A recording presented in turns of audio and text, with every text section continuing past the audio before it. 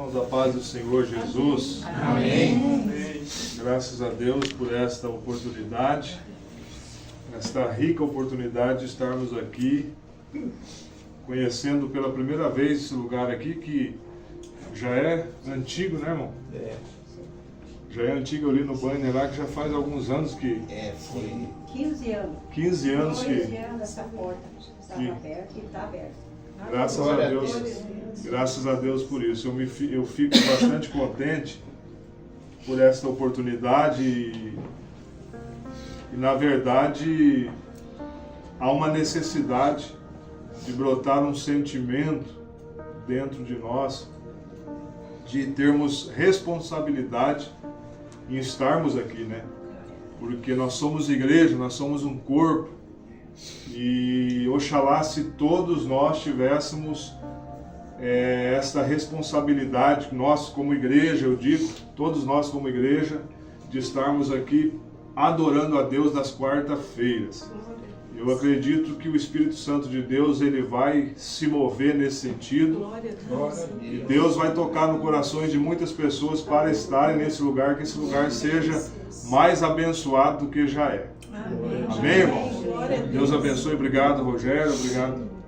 José, Deus abençoe. Rodrigo, Deus abençoe a vida de cada um dos irmãos aqui. Deus abençoe. Irmãos, vamos para a palavra de Deus. Livro de Jonas, capítulo 4, verso de número 10 e também o verso de número 11. Livro do profeta Jonas, capítulo 4, verso de número 10 e também o verso de número 11. Jonas está depois de Obadias e antes de Miqueias, lá no Antigo Testamento, entre os profetas menores. Não porque Jonas era menor na sua comunhão, mas por causa do escrito, né? O livro de Jonas é um livro bem pequeno, por isso é conhecido como profeta menor. Jonas 4 e 10, quem achou, diga amém. Amém. Diz assim a palavra do Senhor Deus: E disse o Senhor: Tiveste tu compaixão da aboboreira, na qual não trabalhaste, nem a fizeste crescer, que numa noite nasceu, e numa noite pereceu, e não hei de eu ter compaixão da grande cidade de Nínive, em que estão mais de 120.000 pessoas que não sabem discernir entre a sua mão direita e a sua mão esquerda, e também muitos animais. Amém. Amém. Podeis tomar assento, glorificando a Deus. Irmãos, o texto que nós lemos nos fala de um propósito, de uma grande salvação que Deus está realizando, que Deus está concedendo a um povo.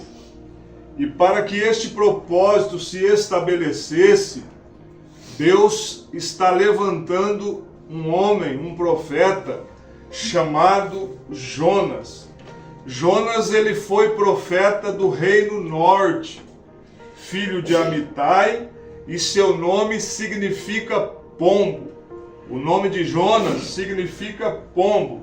E isto é muito interessante dentro desse texto, nós conhecermos o significado do nome de Jonas. Por quê? Porque isso me faz lembrar da Arca de Noé. Quando Deus manda um dilúvio sobre a terra, a Bíblia diz que toda a água havia coberto a terra.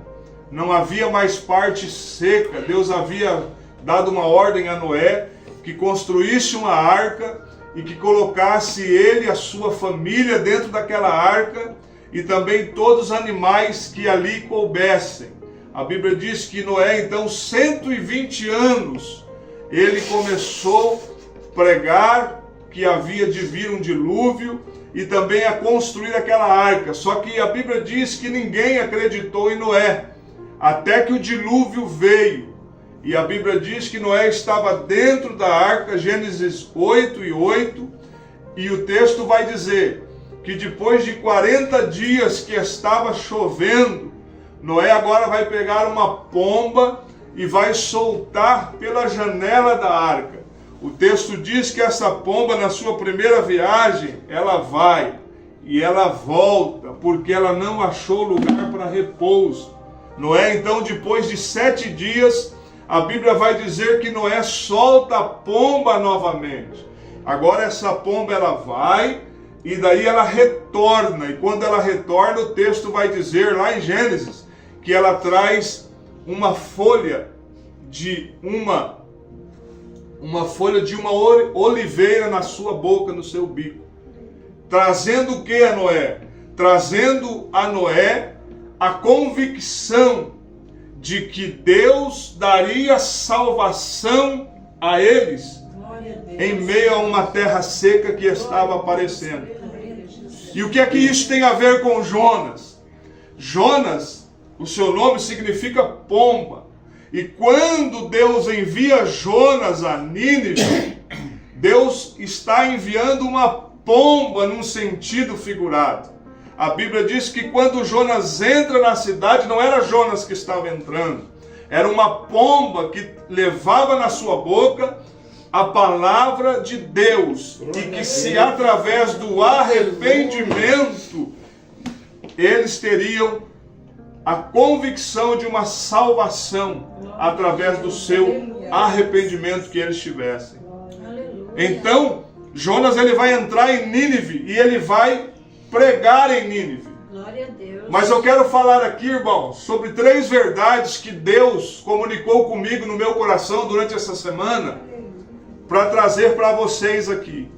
A primeira verdade é que Deus escolhe de maneira que Ele quer, na hora que Ele quer, quem Ele quer, para ser beneficiado com o seu amor. Aleluia. Deus escolhe da maneira que quer, Deus faz na hora que quer, quem Ele quer para se beneficiar do seu amor. Glória a Deus. Deus não estava aqui somente escolhendo Jonas. Deus estava escolhendo mais de 120 mil pessoas. Deus não estava escolhendo somente Jonas para ser o seu porta-voz.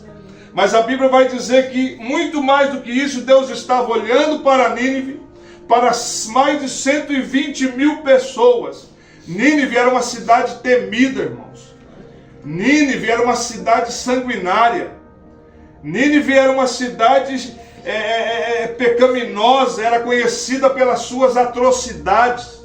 Mas Deus manda o profeta em Nínive para que através da vida de Jonas a sua misericórdia pudesse ser revelada a eles. A história vai dizer que na entrada de Nínive havia postes de madeira erguidos a uma distância muito grande, e sobre o final desses postes haviam crânios humanos. Isto é história, irmão, isto é Bíblia. Havia crânios humanos de pessoas que foram mortas, que se atreveram a anunciar o nome de Deus, aquela cidade terrível. Mas era para lá que Jonas estava sendo enviado. E dentre esses 120 mil pessoas que havia lá, fora homens, fora mulheres, fora crianças, Deus envia Jonas para anunciar o evangelho do Senhor Deus. O que nós aprendemos aqui, irmão? Nós aprendemos que a escolha de Deus, ela não se limita a tempos favoráveis. É na hora que Deus quer. Parece que não há possibilidade nenhuma, mas se Deus quer, Deus começa a mudar a história. Glória a Deus, aleluia. A escolha de Deus não se limita a ordens, a escolha de Deus não se limita a fatores. Ele faz da maneira que Ele quer, do jeito que Ele quer. Quem olhava para Nínive não tinha esperança nenhuma de Deus salvar aquela cidade. Mas não é pelos olhos dos homens, é pelos olhos de Deus. Deus vai aparecer a Jonas e vai dizer assim: Jonas, é o seguinte, eu preciso que você vá a Nínive, você prega a sua palavra e salva aquela cidade. A escolha de Deus, irmãos, ela não se limita a achismo de homens. Ela não se limita ao que o homem pensa. Ela não se limita ao que o homem está vendo. A escolha de Deus é da maneira que Ele quer. Pelo achismo de Jonas, não havia possibilidade nenhuma de Deus salvar aquela cidade. Pelo aquilo que Jonas estava vendo, não havia possibilidade nenhuma de Deus salvar aquela cidade. Pelo aquilo que Jonas achava, não havia possibilidade nenhuma de Deus salvar aquela cidade.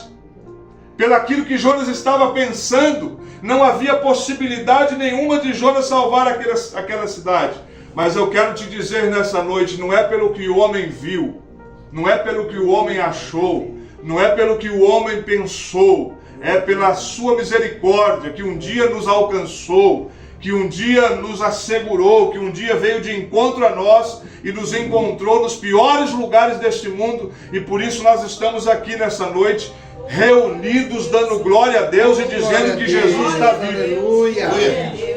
É Deus maravilhoso, aleluia. Não é pelo que o homem viu, não é pelo que o homem pensou, não é pelo que o homem achou. Porque se fosse pelo que o homem pensasse, nós não estaríamos aqui. Glória a Deus. Se fosse pelo que o homem via, nós não estaríamos aqui. Se fosse pelo que o homem achasse de nós lá no passado, nós não estaríamos aqui dando glórias a Deus, cantando louvores a Deus como a irmã cantou aqui, orando como o irmão orou aqui, lendo a Bíblia como ele orou aqui. Quem sabe pelo olho do homem não seria possível nós estarmos aqui. Mas a misericórdia de Deus, no momento que Ele quis, na hora que Ele quis, nos encontrou. E por isso nós estamos aqui nesta noite. A segunda verdade que eu vejo dentro desse texto, irmão, é que às vezes a escolha de Deus ela é tão absurda que até o homem duvida. Tem coisas que Deus faz que é tão absurdo aos olhos humanos que até o homem duvida. De tão incomum que é, irmãos. De tão terrível que é. Por que é que Jonas fugiu? Porque Deus vai aparecer a Jonas e dizer assim: ô Jonas, se prepara aí que tu vai a Nínive. A primeira palavra de Deus, tu vai a grande Nínive e tu vai anunciar o meu evangelho lá. Tu vai anunciar um clamor àquele povo, para que eles se arrependam, porque a maldade daquele povo tem cheirado mal às minhas narinas. Jonas, conhecendo todo o contexto da história, sabendo que Nínive era uma cidade sanguinária, que matava profeta, que matava todo mundo que proferisse o nome de Deus, ele vai achar um absurdo essa atitude de Deus. Glória a Deus. Não é porque Jonas tinha medo, é porque ele achava um absurdo que Deus estava fazendo. Porque para os olhos de Jonas, aos olhos de Jonas, aquela cidade não merecia salvação. Jonas pensou, vai que eu prego e eles se convertem. Era isso que ia acontecer. Vai que eu prego e eles se convertem. Eles não merecem salvação. Aos olhos de Jonas, eles mereciam condenação eterna. Então Deus aparece a Jonas e diz assim, ó, vai a Nínive, a grande cidade de Nínive, está aqui, ó, Jonas 1:1, vai a Nínive e prega aquela grande cidade. Nínive, irmãos, não era grande somente na expansão. Nínive não era grande somente no nome que tinha. Nínive era grande na sua maldade. Nínive era grande nas suas atrocidades. Nínive era grande nas suas imperfeições, nos pecados que cometia. Mas Deus está dando a Nínive uma oportunidade de arrependimento. E diante do seu poder, Nínive vai se render. Nínive vai se tornar pequena. Quando Jonas entra lá, anuncia o evangelho, toda aquela soberba da grandeza de atrocidade que estava em Nínive, ela diminui e eles então ficam pequenos diante da palavra de Deus. E então eles se arrependem. Parece até um absurdo, né, irmãos? Deus salvar um alcoólatra, mas Deus salva.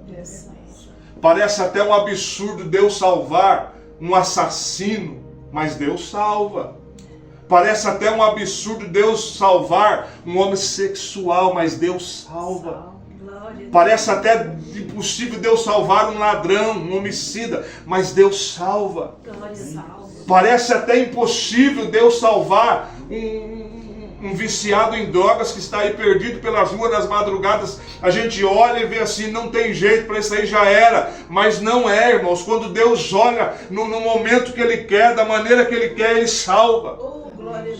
Ele pode fazer um milagre. Porque Deus faz da maneira que Ele quer, do jeito que Ele quer. Por quê, irmãos? Porque a sua misericórdia é infinita. A sua misericórdia é infinita.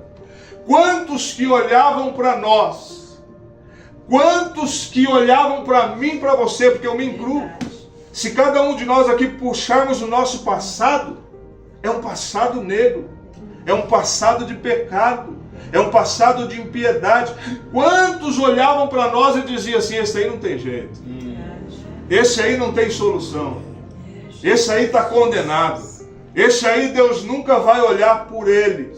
Mas um dia Deus olhou por nós.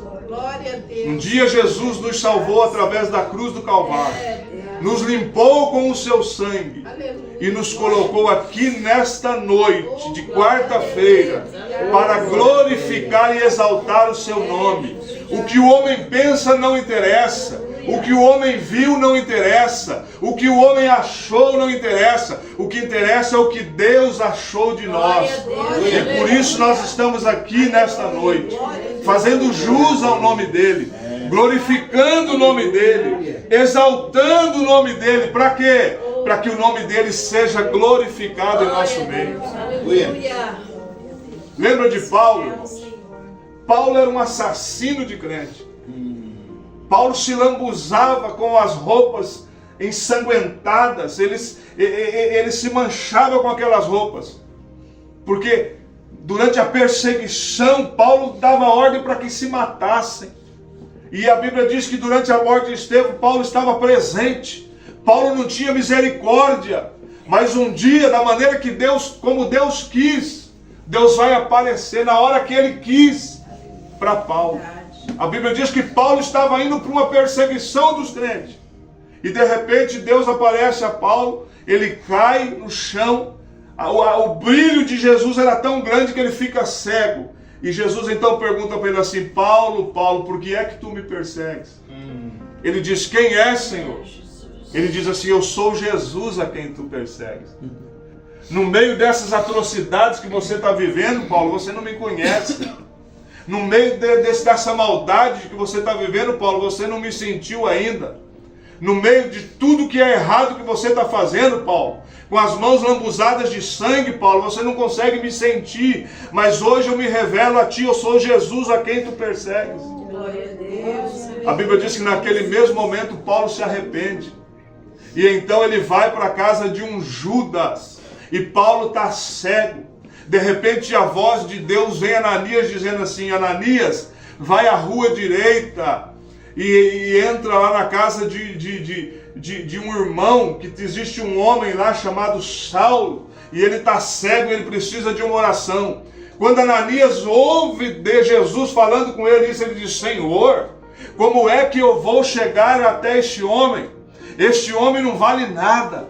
Este homem é assassino, este homem é matador de crente, este homem, ele não pode ouvir a palavra Jesus, que ele quer perseguir, ele quer matar, já matou muitos crentes em Jerusalém. Mas Jesus diz assim para Ananias, vai Ananias, esquece tudo isso aí, da maneira que você vê não me interessa, da maneira que você viu não me interessa, da maneira que você acha não me interessa. O que é que me interessa é que ele é para mim um vaso escolhido.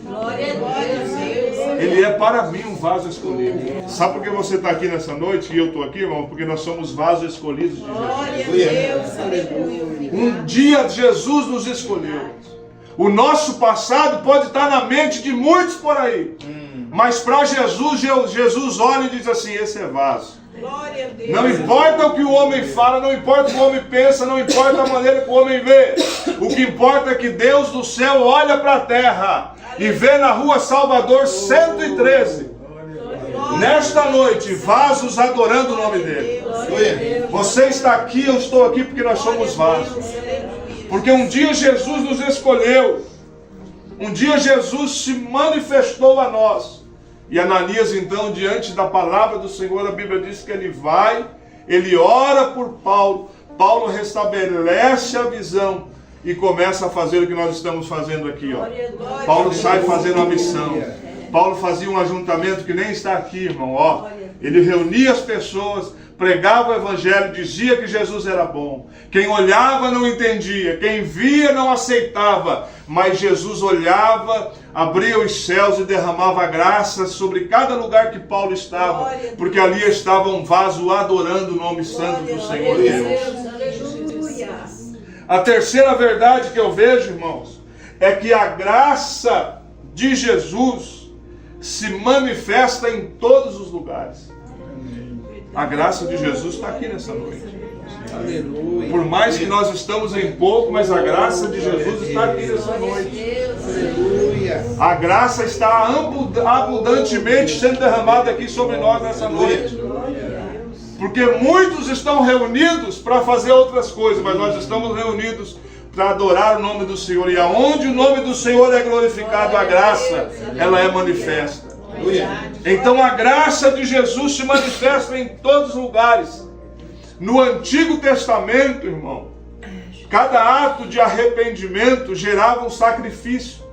Mas quando nós olhamos para a história de Jonas, para a história de Nínive, quando aquele povo se arrependeu, quando aquele povo decidiu orar, quando aquele povo decidiu buscar, a Bíblia diz que Deus então perdoou os pecados deles. Glória a Deus. E não houve oferta de sacrifício. Se não houve oferta de sacrifício, o que é que foi que aconteceu em Nínive? A graça de Deus se manifestou dentro daquela cidade. Glória a Deus, aleluia. A graça de Deus se manifestou dentro daquela cidade, irmãos. A graça se manifesta desde a época do Gênesis. Deus forma um jardim, coloca o homem lá. A Bíblia diz que Adão e Eva estavam lá. Na viração do dia, Deus aparecia a eles. Deus se manifestava a eles, conversava com eles. Só que eles não estavam livres da tentação. A Bíblia diz que um certo dia apareceu também o diabo, a antiga serpente, disfarçada, e começou a dialogar com Eva, a ponto de fazer Eva errar, para também Adão errar. Deus se manifestava em toda a viração do dia. De repente a serpente aparece no meio do jardim. E quando ela aparece, o que ela traz? Dúvidas. Tem muita gente, irmãos, que erra por causa de dúvidas. Tem muita gente que não está aqui nessa noite por causa de dúvidas. Tem muita gente que critica por causa de dúvidas. A primeira coisa que o inimigo vai fazer, ele vai dizer assim: é assim que Deus disse para vocês? De toda a árvore do jardim que vocês podem comer? Eva vai falar assim: não, Deus não falou isso para nós. Ele falou que de toda a árvore nós podemos comer, vírgula. Mas a árvore que está no meio do jardim, Deus disse para nós não comermos. Ele já começa lançando uma dúvida no coração deles. É assim que Deus disse? Ponto de interrogação. Uma questão. É assim que Deus disse? O inimigo coloca questões, irmãos, aonde muitas vezes não precisa ter. O homem também é assim. Será que Deus realmente está naquele lugar? Será que realmente aquele ajuntamento é de Deus? Será que é Deus? Será que é Jesus? Será que é o Espírito Santo? Aí ela disse assim: de toda árvore Deus disse para comer, mas a árvore que está no meio do jardim, Deus disse não comeremos. Aí o diabo vai falar assim: capaz, o dia que vocês comer dessa árvore, vocês vão se tornar igual a Deus, conhecedor do bem e do mal. A Bíblia diz então que a serpente oferece fruto daquela árvore, ela vai e come também da Adão.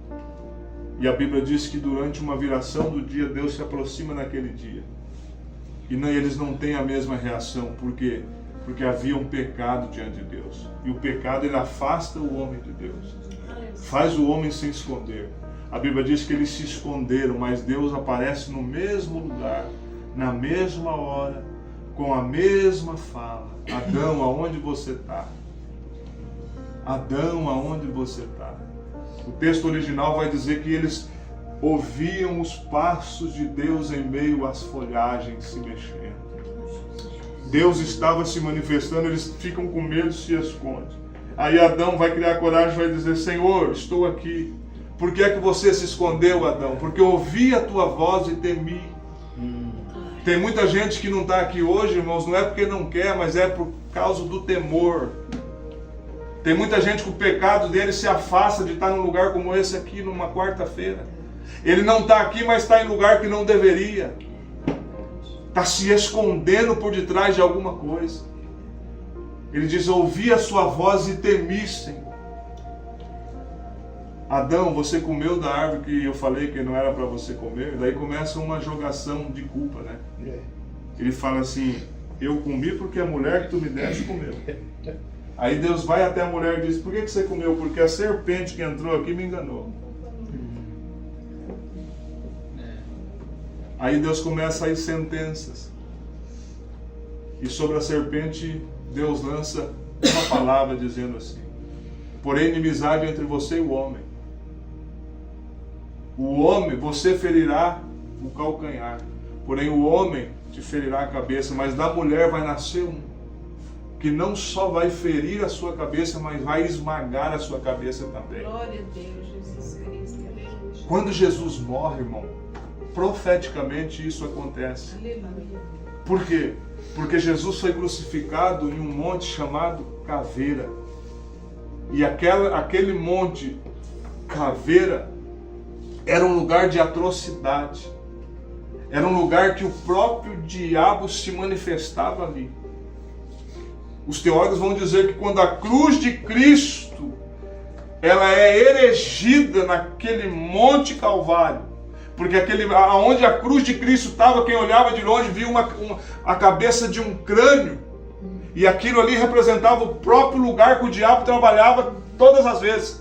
Então, quando a cruz de Cristo é erguida ali, a cabeça do diabo ela foi esmagada na morte da cruz. Glória a Deus, aleluia. Quando Jesus morre, brada: Pai, a ti entrego o meu espírito. Jesus estava esmagando a cabeça do diabo. Aleluia. E por isso ele é um perdedor. Por isso um dia o sangue nos alcançou. Aleluia. E nós estamos libertos do pecado. Glória a Deus. Libertos das terríveis vontades do diabo sobre a nossa vida. Das forças contrárias que nos faziam errar. Jesus quebra as correntes, esmaga a serpente e nos liberta. E nós estamos aqui nessa noite glorificando a Deus. Deus. Você pode levantar a mão e agradecer a Deus por isso? É um privilégio que Jesus está te dando de você estar aqui nessa noite. É um privilégio de nós estarmos aqui nessa noite. Sem muito luxo, sem muitas coisas acontecendo, mas a presença de Jesus está sendo manifestada. A graça de Jesus está sendo manifestada aqui. Eu acredito que Jesus nessa noite ele possa estar dando vitória a pessoas aqui. Aqueles que estão aqui nessa noite podem ser tocados pelo Espírito de Deus e serem curados. Podem ser renovados pela presença do Espírito de Deus.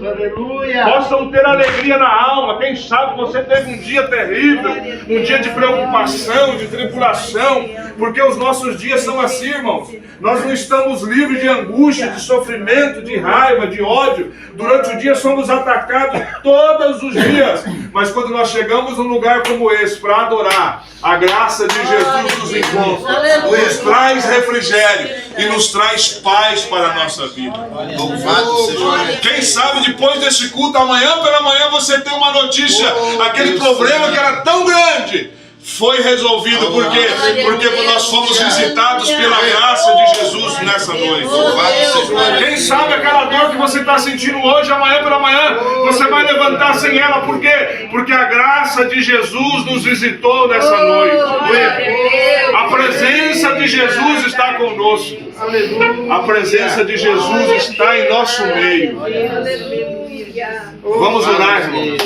Com permissão, vamos orar e agradecer a Deus por esta oportunidade de estarmos aqui, ter ouvido a sua palavra e sentido a sua presença.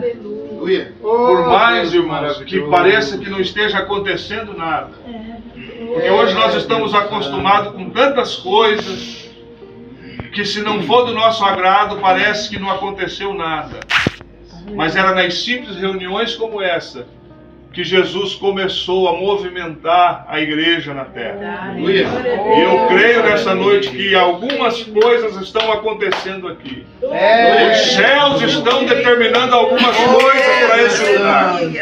Pode ser que aquela bênção que você está esperando, ela seja entregue neste culto para você. Pode ser que aquela cura que você esteja esperando, ela seja entregue nesta noite para você. Deus não precisa de muita coisa para se movimentar. Deus não precisa de muita coisa para se apresentar. Os discípulos estavam escondidos entre quatro paredes depois da morte de Jesus, trancafiados em um lugar, janelas cerradas, portas cerradas. Jesus então aparece no meio deles. Jesus está em nosso meio nessa noite, irmão. Jesus está em nosso meio nessa noite. Jesus está em nosso meio nessa noite. Oramos, Senhor Deus e Pai, mais uma vez na sua presença, Senhor, nós estamos. Te agradecemos por esse momento especial. Te agradecemos por esse ajuntamento, Senhor. Pedimos a tua bênção sobre esta casa. Pedimos as tuas bênçãos sobre as nossas vidas, ó Pai. Pedimos as tuas bênçãos sobre os proprietários deste lugar. Ó Deus, sobre a família instalada neste lugar. Pelos irmãos que estão aqui presentes, Pai. Estendendo a mão, pegando no remo, ajudando o barco a navegar, Senhor, no meio dessas tempestades. Ó Pai, porque ser ministro do Evangelho, ser discípulo, Pai, não é somente estar nos lugares de destaque, Senhor. Porque a palavra diz que ministro é aquele que está escondido no porão de um navio. Quando Paulo diz que ele era ministro, Senhor, ele estava dizendo: eu sou aquele que não aparece. Eu sou aquele que está remando, que está fazendo o barco andar. E este barco aqui é a tua igreja.